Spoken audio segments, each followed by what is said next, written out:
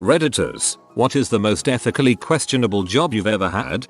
Not that bad, but I worked in the Walmart photo lab. We browsed through all your pictures. Oh, the things I've seen. I've got to hear more about this. I took a second job as a water purification technician for a company that sells water filtration systems. When I applied, the job listing actually said $11 HR. Customer service, part-time, will train. So I figure I'll give it a shot. The real job was selling these water filtration systems. They took the basic route, using call centers to survey a large area, and then arrange for me to test their water. I would go over and use a variety of simple tests to prove to them that their tap water was somehow bad. When I say simple, I mean really rudimentary. One test involved making tea. I'd make a cup with water purified by our system, total dissolved solids of around 20 ppm, and a cup of their water, usually ranging between 200-400 ppm. As predicted, my tea would always come out much better looking, and would resemble the package. Fantastic. I showed them the total dissolved solids, which does indicate a pollution of sorts, but by breaking down what was in the water, it'd be clear there was nothing harmful. Another thing I would do is show them a bunch scare articles on chlorine and fluoride. I won't get into a debate with anyone here, but basically, we were trained to show them these articles, some dated as far back as 30 years, and give them the impression that the chlorine in their water would kill them. I would then show them how it is absorbed into our bodies by using a chlorine marker and showing how much there is, then having them put their hand in an unmarked glass of water for a minute, then putting the marker in and showing them it was all gone. So far it sounds like I'm just selling a useless product, right? Well, here's where it became unethical. The filter costs $3,000. After I was done scaring the crap out of families, showing them all the research proving to them they are going to die, I had to introduce an ultimatum. Here are your choices. You can risk it, you can buy it, buy bottled water, or you can take control and buy our system. One day I had an appointment to test a family's water. I arrived to their home and could tell they were not well off financially. I did the delivery and everything, and they seemed very concerned. This, in a wealthier family, would have indicated an easy sell to me. I presented the ultimatum and they chose to purchase it, but they needed to finance it. This is the usual route, so I called up my boss to run their check. They were turned down by the no interest big bank financing. He told me to give them the other finance option, a 30% interest plan, effectively adding $1,000 onto the price tag. I refused, apologized to the family and left. Later went into the office and dropped off all my stuff. Told my boss he was a slimeball. Telemarketer type, working for my college, calling old people, think 90 and above, and asking for donations. I know that doesn't sound too bad, but I realize that the only human interaction people get at that age is people after their money. You could hear it in their voice. This made me really sad.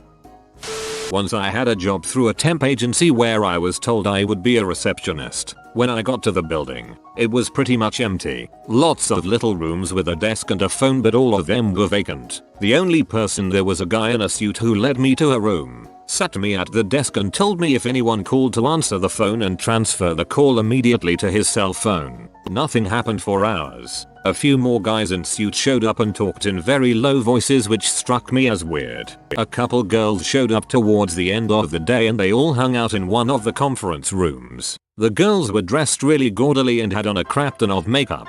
For the life of me, I couldn't tell a single thing about the supposed business they were running there. There were no computers, no filing cabinets, no product of any kind, not even a freaking pen with the company logo on it. I was there for 3 days and the phone didn't ring one time. I spent most of my time trying to discreetly snoop around and figure out what the heck was going on there. I'm convinced to this day it was some kind of criminal operation. Wild guess, escort agency. I was a secretary at a not-for-profit debt consolidation firm. In reality, the salesmen were taking money from broke people, lying about the consolidation program, and ultimately offering no service. They were raided by the FBI after I quit. Currently the owners and some salesmen are in jail. You know, it's just so low to take advantage of people desperately in debt. It's like some people sat around and said, let's come up with ideas on how to be really evil. Like taking money from people who already have real money problems. I don't know if this will fit in here, but my current job makes me feel like a crook every day.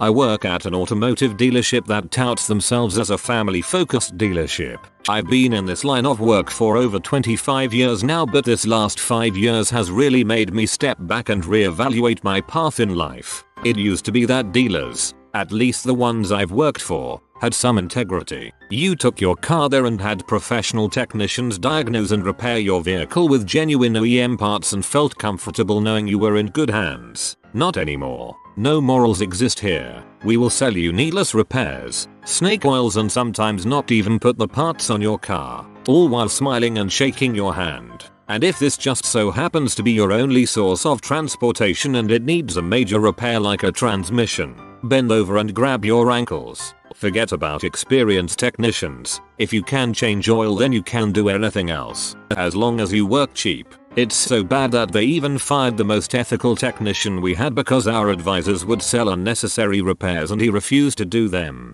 And he'd worked for the company for over 18 years. This is all I've done my entire life, so now I'm taking night classes and getting out of it altogether. I used to work at a workshop that was contracted by Dean to use rubbing alcohol to erase expiration dates from thousands of bottles of dairy creamer.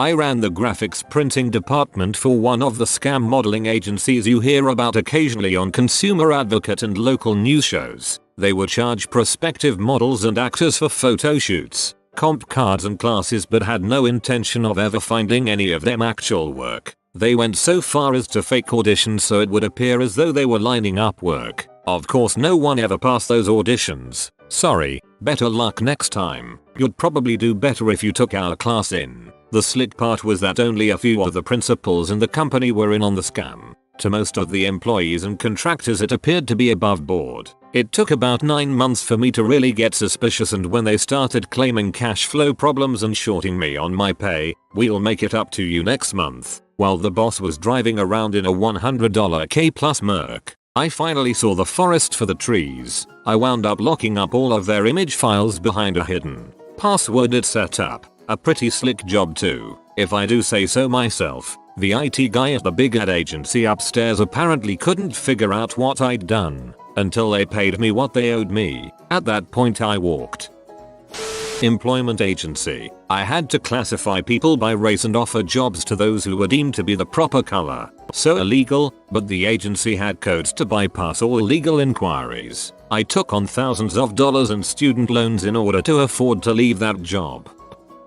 As a web developer, I had the unfortunate experience of working for a guy who, as I later found out, desperately wanted to be the next Bernie Madoff. We had an innocent enough company initially creating sites for generally anyone, but he started getting some contacts in the public sector and things went downhill from there. It generally consisted of oil and gas companies, and these guys traded on the penny stock exchange. It ended up always being the same group of guys who, every couple of months, would seemingly create a new company out of their hat and would need a new website for it. I'd ask for content and they'd usually have some secretary send me a handful of barely related files, maps of drilling locations only an engineer would find useful, Wikipedia links to the country or province in question, pictures of random drilling equipment, etc. After the third or fourth website, I started to notice some real patterns. For one, I did discover at that point it was the same guys asking for new websites. Secondly, seeing through some of the documentation they did send, they were actually always referring to the same plot of land. They apparently would buy a single piece of land,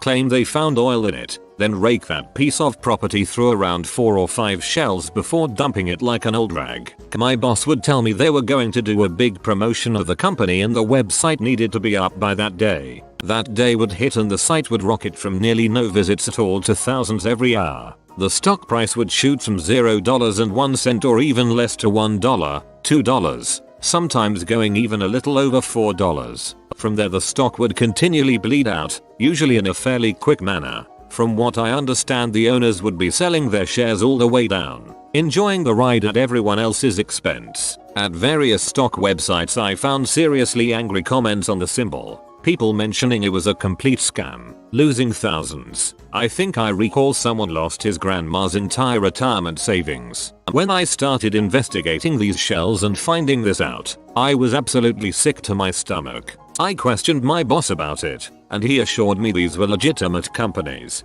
but his words were hollow. Additionally, he was investigating his own piece of land he was going to purchase and find oil in, having seen how the masters did it and wanting to emulate their success. I left the company and started my own web development business and never looked back, and I've cut all ties to everyone I knew back in those days, as, from my perspective, they were all likely crooks.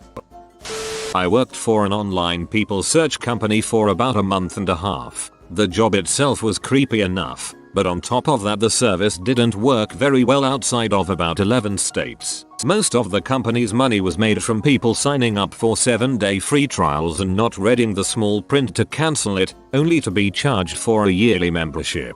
I quit when I realized, dang, if I were a drug dealer, that would be a more honest trade than this.